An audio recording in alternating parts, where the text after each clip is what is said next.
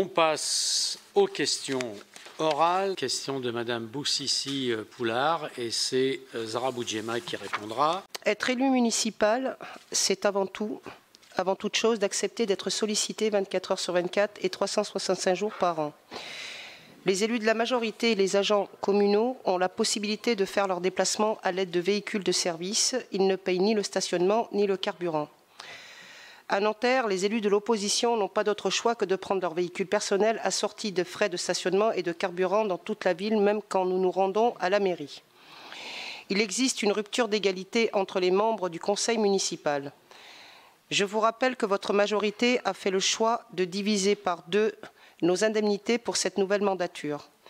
Nous souhaitons pouvoir bénéficier au plus vite de mesures compensatoires, exonération de stationnement et un alignement équitable, participation aux frais de transport. Pouvez-vous nous livrer votre analyse sur ce sujet?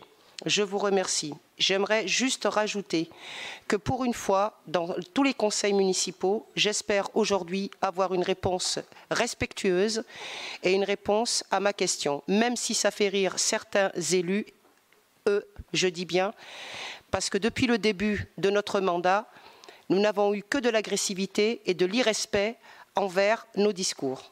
Madame Boussissi Poulard et chers collègues, je veux d'abord corriger un certain nombre d'erreurs dans ce que vous venez de dire et d'apporter plusieurs précisions.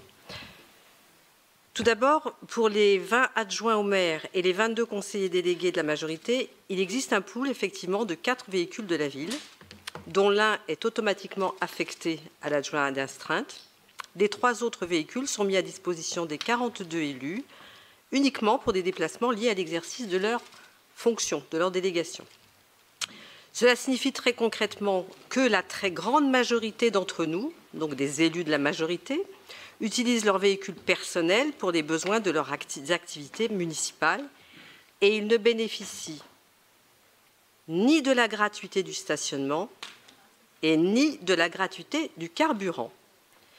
J'ajoute que lorsqu'un élu de la majorité reçoit une amende, ce qui peut évidemment arriver, que ce soit pour une infraction commise avec un véhicule de la ville ou avec son véhicule personnel, il paie cette amende sans être remboursé par la ville.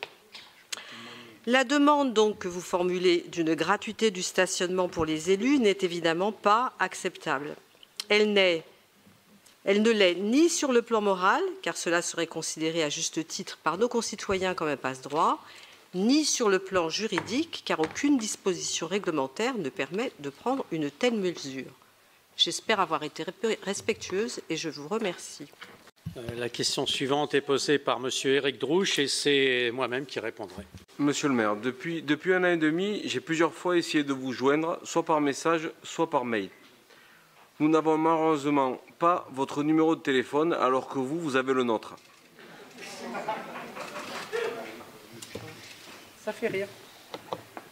Alors, depuis que j'arrête ma question, depuis que je suis élu, je me suis moqué de personne. Non, moi je veux m'exprimer. Donc, la maternelle, c'est vraiment insupportable. On a autre chose à faire. L'humain est la priorité de Nanterre. Et là, vraiment, des comportements comme ça, puérils, c'est vraiment honteux. Et je me demande ce que je fais ici, parce que vraiment, il y en a qui font avancer rien du tout. Il y a des gens qui souffrent, il y a des gens qui n'ont pas à manger, et vous rigolez, alors que ma question, vous ne la respectez pas. Moi, j'ai toujours respecté les questions des autres, je continue à le respecter. Maintenant, j'aimerais qu'on me respecte. Je vais continuer ma question.